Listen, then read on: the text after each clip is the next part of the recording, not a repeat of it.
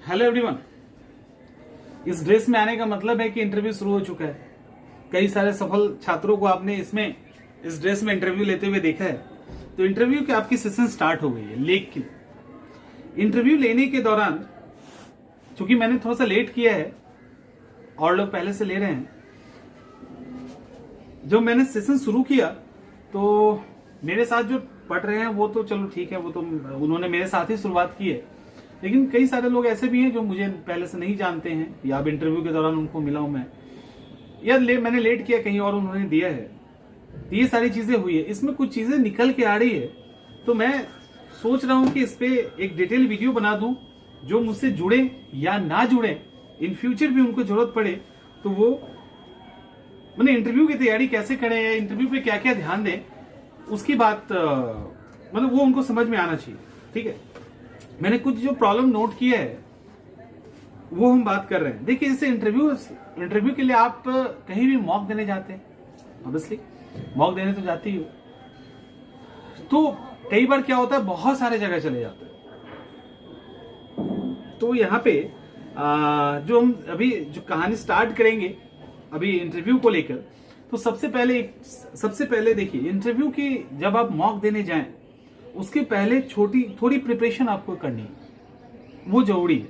नहीं तो पहला मॉक ही गड़बड़ होने लगता है। कई बार लोगों को लगता है कि मॉक देते हैं, जो कमी होगा वो देख लेंगे, क्योंकि मॉक को ना बहुत लाइटली लेते हैं, नहीं लेना चाहिए। प्रिपरेशन क्या जरूरी है कि आपको कहा जाता है टो टू हेडलाइट, यानी पैर के अंगूठे से लेके सिर के बाल तक आपके बॉडी के पास जो भी चीजें हैं वो आपको पता होना चाहिए कि आपके कहाँ पे दाग है, कलर कौन सा है, नाम क्या है, आपने मतलब बॉडी का कितने आप फिट के हो, किस कलर के कपड़े पहनते हो, कौन सा कलर आपको पसंद है, इस टाइप की सारी चीजें आपको पता होना चाहिए। ठीक है, उसके बाद आप जहां रहते हैं, आपका जो नेटिव पैलेस है उसके बारे में, या आप जो अभी परमानेंट रह रहे हो कहीं पे या टेम्पररी कहीं पे रह रहे हैं, तो उसके बारे में आपको एक डिटेल जानकारी होनी चाहिए। लेकिन डिटेल का मतलब ये नहीं है कि एक फैक्ट्स, डिटेल का मतलब ये है कि एक आम आदमी के तहत, मान लो कि मैं आपसे पूछूं कि आप गया में रहते हैं, तो गया की वो 5 चीजें बताइए जो काफी अच्छी हो। इसके बाद मैं ये पूछूं कि बिहार के अंदर बताइए कुछ ऐसी फेमस चीजें, क्योंकि आप बिहार से हैं। यूपी के अंदर तो यूपी के बारे में बताइए। तो ये सारी वो चीजें हैं जिसके बारे में आपको एक बेसिक फैक्ट्स पता होना चाहिए। और ये इसमें कोई एक्सपर्ट वाला नॉलेज आपसे रिक्वायर्ड नहीं किया जाता। इसमें आपसे यही डिमांड की जाती है कि एक आम आदमी आपसे ये पूछ सकता है, भैया बिहार में कहां घूमे, अच्छा आपके गांव के आसपास कौन सा शहर है, उस शहर से आपके गांव की कितनी दूरी है, फलाना ढिमाका टाइप की जो चीजें हैं वो थोड़ा सा आप प्रिपेयर रखिए। अपने एजुकेशनल क्वालिफिकेशन जो भी आपका है, ऑप्शनल पेपर, आपकी जो हॉबी है उससे रिलेटेड जो भी चीजें हैं उसको रेडी रखिए। उसको एक कॉपी पे, एक पेज पे, 2-3 पेज पे आप उसको तैयार कर लीजिए।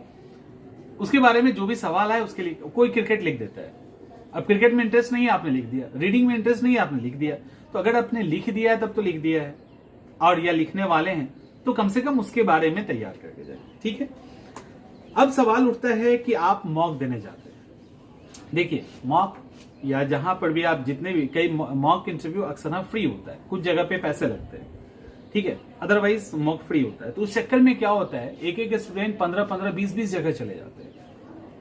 तो कोशिश कीजिए कि मॉक देने के पहले आप अपने हिसाब से, मैं ये नहीं कह रहा हूं कि आप किसके पास जाइए नहीं जाइए, आप अपने हिसाब से एटलीस्ट 4-5 को टारगेट कर लीजिए। ठीक है, और मतलब आप एक बार करने के पहले, क्योंकि मॉक से क्या होता है ना कि आपको फायदा भी होता है और आपको नुकसान भी हो जाता है। वो नुकसान मैंने अभी इस बीच में जो इंटरव्यू मैंने लिया है ना, तो मुझे लगा कि ये तो बड़ा गड़बड़ हो रहा है, पूरा का पूरा कुछ चीजें ऐसी थी जो एकदम नहीं होनी चाहिए इंटरव्यू के दौरान। अब उन्होंने कहीं पे ले लिया, नाम क्या मैं बताऊं, मतलब कहीं पे भी ले लिया। अब वहां पे बिल्कुल ही उल्टी बातें चल रही थी, या जो नहीं होनी चाहिए वो चल रही थी। तो मुझे लगा कि एक छोटा सा इस पे एक इन्फॉर्मेशन होना चाहिए। देखिए, तो आप 4-5 ऐसी जगह को स्कैन कर लीजिए जो आपके हिसाब से सही मॉक ले रहा है। ठीक है, और वो जो बताएंगे वो उनके पास, जो बता रहे हैं उनके पास एक डेप्थ नॉलेज है, क्योंकि 4 आदमी बैठ के इंटरव्यू लेना तो बड़ा आसान है।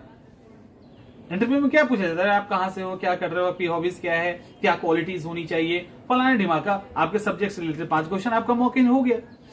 वो तो चलो ठीक है, वहां पे तो ठीक है, उन्होंने क्वेश्चन पूछा, आपने जवाब दिया, लेकिन उसके बाद जो एनालिसिस होता है ना, जो वो आपको फीडबैक देते हैं, एक्चुअली उसकी कीमत है, कीमत फीडबैक की। और फीडबैक के लिए उस जिससे आप मॉक ले रहे हो उसके पास वो डेप्थ होना चाहिए, वो नॉलेज होना चाहिए। वो नहीं होगा तो आपका फीडबैक उल्टा हो जाएगा, आप उनको फॉलो कर लेंगे। क्योंकि आज की कहानी है। आज मैं जब इंटरव्यू ले रहा था, मैंने एक सवाल पूछा एक स्टूडेंट, मैंने पूछा कि आपके अंदर वो कौन सी क्वालिटी होनी चाहिए, आपको क्या लगता है आपके अंदर वो कौन सी क्वालिटी है जिसके कारण आपको आईएएस बनाया जाए। उसने क्वालिटी बता दिया, जो क्वालिटी नहीं है, एक्चुअली स्किल है, उसको इन्होंने क्वालिटी के फॉर्म में बता दिया। मैंने जब इंटरव्यू सेशन समाप्त हुआ तो मैंने उसको बोला कि अरे ये तो नहीं होगा।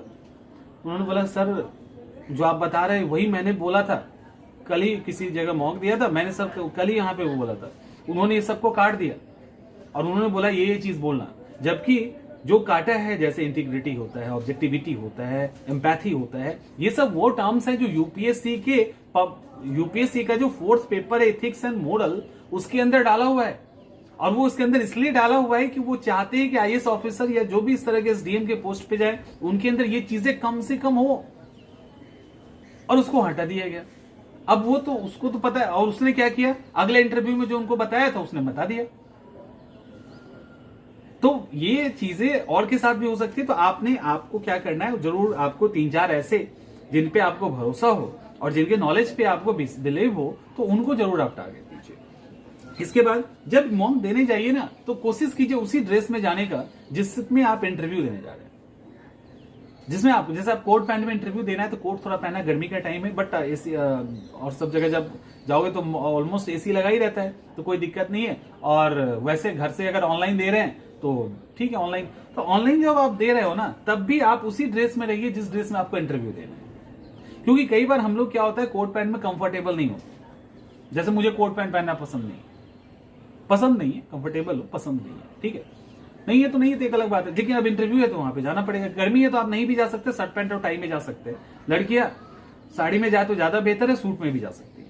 लाइट कलर ज्यादा यूज कीजिए जो ज्यादा बेहतर है। लाइट कलर आप बेहतर, लड़कियां जो है ना वो क्रीम कलर की साड़ी, इस तरह की लाइट कलर बॉर्डर के साथ पहने तो ज्यादा बेहतर माना जाता है। वैसे आप देख सकते हैं उसको। अब सवाल है कि तो ये आपको मतलब जब इंटरव्यू आप मॉक दें तब भी आप पूरे रेडी रहे।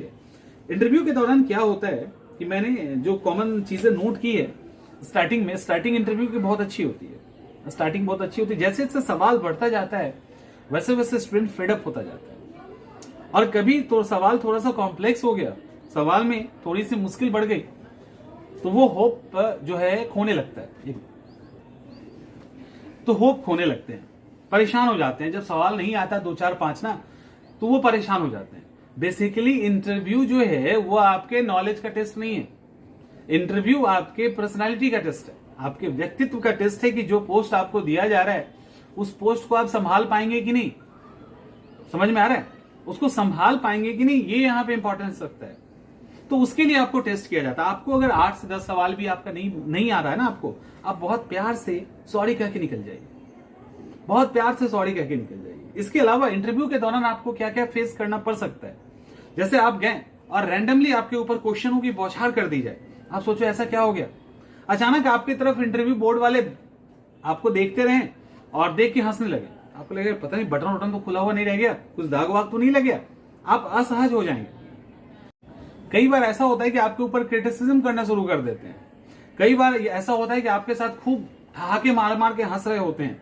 तो ऐसा अनयूजुअल एक्टिविटीज करते हैं वो लोग माइंड टेस्ट करने के लिए, क्योंकि एक वहां पे आपके साइकोलॉजी के लिए, माने साइकोलॉजिकल आपको रीड करने के लिए, मॉनिटर करने के लिए एक शख्स वहां बैठा होता है। तो आपको इंटरव्यू में क्या करना है, जब भी आप मॉक दें तो आप पहले से ही सब चीज करके जाए, ताकि आपको बेहतर तरीके से 1, 2 या 3 ही मॉक में आपका काम हो जाए। आप कोशिश कीजिए कि फेस पे स्माइल रखना है। स्माइल रखने का मतलब ये बिल्कुल ही नहीं है कि आप आराम से उनके, वो अगर किसी बात पे ठहाका लगा दिए तो साथ में आप भी लगा दो, अरे बढ़िया, ताली बजाया ठहाका मार दिया, नहीं, ये नहीं होना चाहिए। वो किसी भी लेवल पे चले जाएं, आपको स्माइल रखना है।